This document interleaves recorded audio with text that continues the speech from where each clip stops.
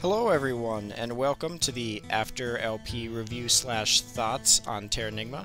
This will be a spoiler-free review. I won't be going too far into the details of anything, but I just want to give kind of a review slash thoughts of the game, because I thought Terranigma was an excellent game. For those who don't know or didn't watch the LP, Terranigma is what people consider the third game in an unofficial trilogy by developer Quintet, who made games under Enix. People refer to it as like the Gaia trilogy. Some people say the Soul Blazer trilogy, but they're all kind of loosely related. The games being Soul Blazer, Allusion to Gaia, and the third one being Terranigma, and they all kind of deal with really dark themes, similar themes of like resurrecting the world and that sort of thing. But there's some things that really make Terranigma stand out, especially even among those games, even though games like Allusion to Gaia really stuck out. It's a game that never actually reached the States. It went to Japan and then it even went to Europe, so it was translated to English, but from what I understand, Enix's publishing branch in America went away before this game could be released here, and that's generally thought to be the reason why. Terranigma is a kind of an action-adventure kind of game, most easily compared probably to like the Legend of Zelda series, I would say. It's kind of got a dungeon crawling aspect to it, but the thing that I really loved about this game is none of the dungeons felt like dungeons, and that's something that you didn't see a lot of, especially in Super Nintendo games. Like, I love A Link to the Past, but when you went into a dungeon in Link to the Past, it was just another dungeon, whereas Terranigma, you got, you know, more than that. You know, for example, one dungeon was like a castle, and it actually felt like you were in a castle, and not just kind of generic laid out rooms with enemies inside.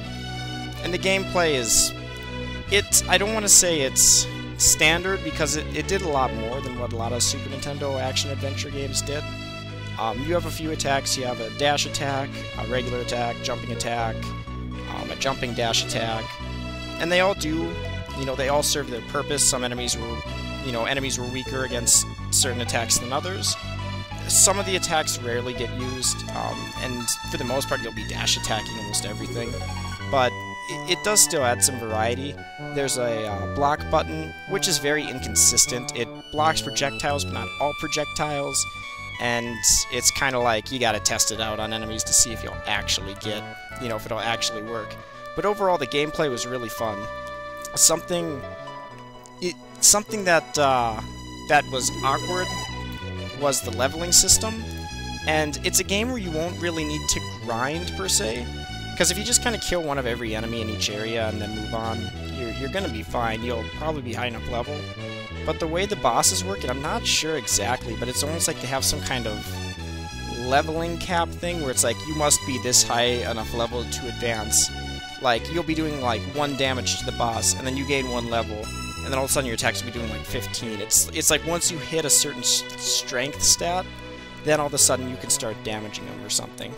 But for the most part, you'll never really, that doesn't come into play too often, and you really don't have to worry about it too much. In fact, really only one boss comes to mind going through the game.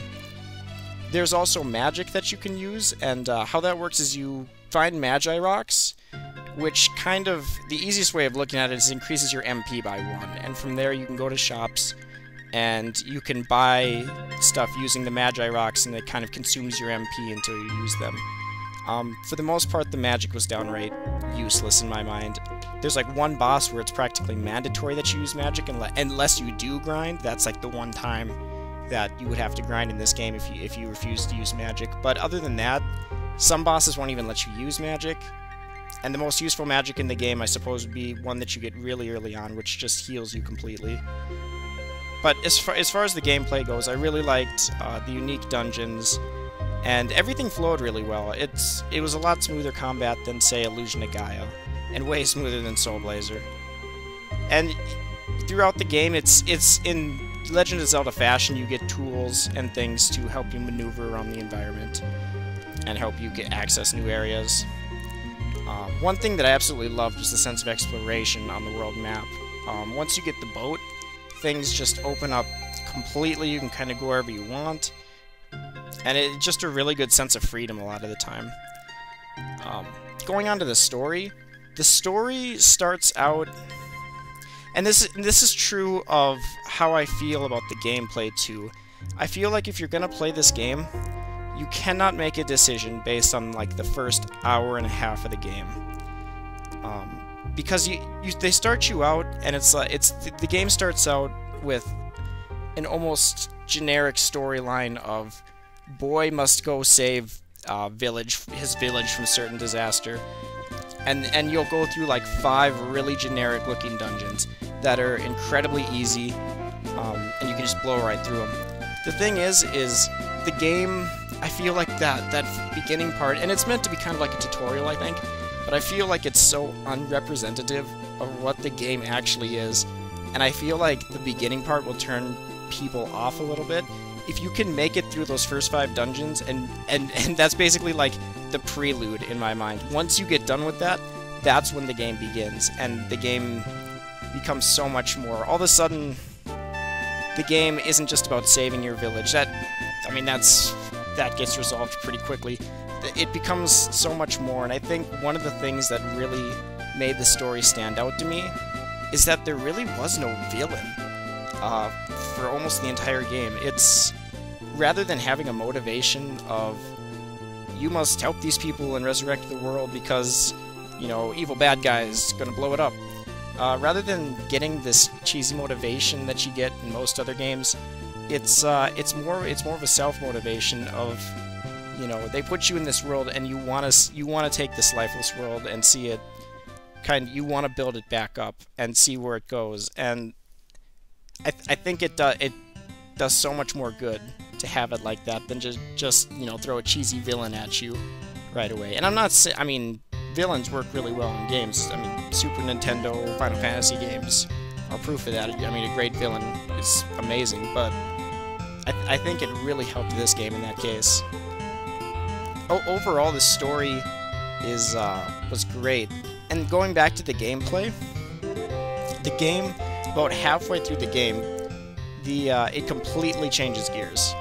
All of a sudden, you're going from like a combat-oriented game to pretty much, I guess the best thing to say would be like, it's almost like you're playing the overworld section of ActRaiser, where you're helping build towns, and you know, you're just trying to make these towns grow, and you're trying to help the people in them.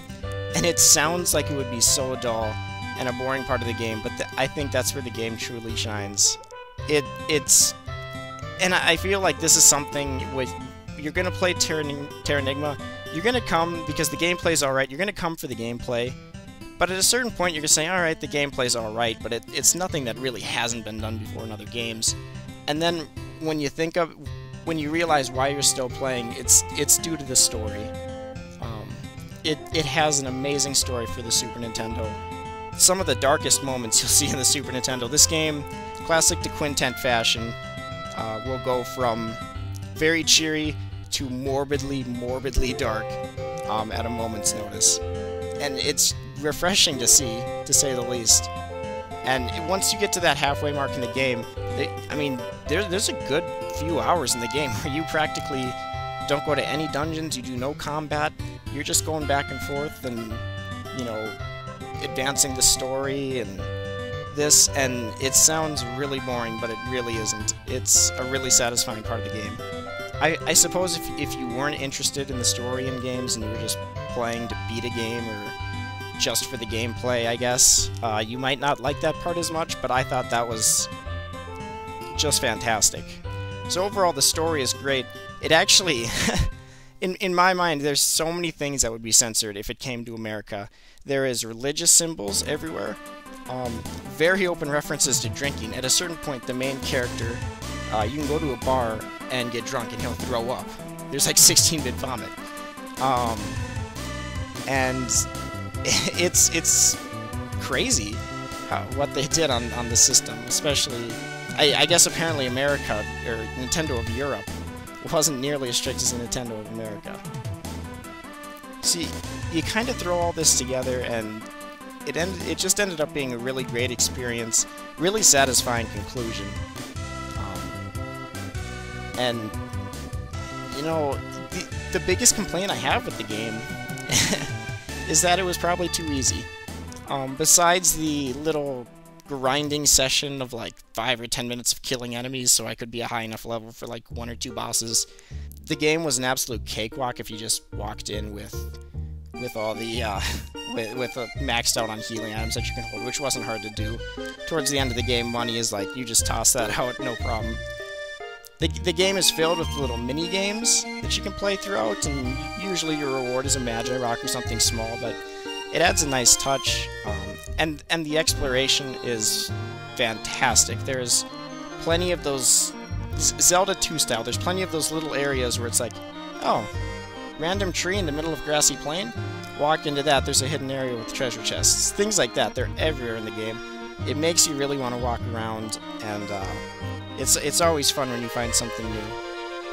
The music in the game, I will say, there's a fair amount of the music that's, you know, it's not bad, but it's just kind of standard. It fits exactly what it's trying to do really well, but it's you know, it's nothing special. And then, just like every Quintet game, there's those tracks that just stand out, and they will get stuck in your head. Both of the world map themes in this game are absolutely fantastic. You will not get either one of them out of your head. And I'll be playing my favorite music from the game throughout this review, with the annotations, if you guys are interested. Overall, this was just a really great game. There were a few flaws. Like I said, the difficulty. I feel like the magic, like I said, was just pretty useless. And I feel like the intro is completely... It starts off... I wouldn't say it starts off slow. I mean, there's things that happen, but it just doesn't... If you expect the whole game to be like the intro, don't, because it becomes so much more and it becomes so much better. The intro makes it seem like it's just another game on the Super Nintendo, when really it's something special. And it really is a shame that we never got it here in the States. And to this day, it hasn't seen a virtual console release that I know of, unless it's on the Wii U or something. And it puzzles me. And this was one of Quintet's last games, or probably Quintet's last notable game. I think the few they made after this were just kind of odds and ends and things like that. But if you guys are looking for an action-adventure game for the Super Nintendo, or just a game that you might not have never even heard of since it didn't come out here in America, definitely check out Terranigma. It is very, very good, and I thoroughly enjoyed it. If you guys are looking for a score, I should have said this in the beginning. If you're looking for a score, I don't give them out. I think they're pointless. So, complex opinion can't really be summed up in a number, I think. But, yeah, I mean, what do you guys think? Tell me in the comments. What do you, if you've played Terranigma, or if you watched the Let's Play that I did, what did you think on Terranigma? Because I had a blast playing it. Unique environments and just great, morbidly dark moments. But anyway, yeah, thanks for watching, guys. If you have any requests for what you'd like to see me Let's Play next, I'd love to hear them. But as always, it's been MinotaurZombie. Thanks for watching, guys.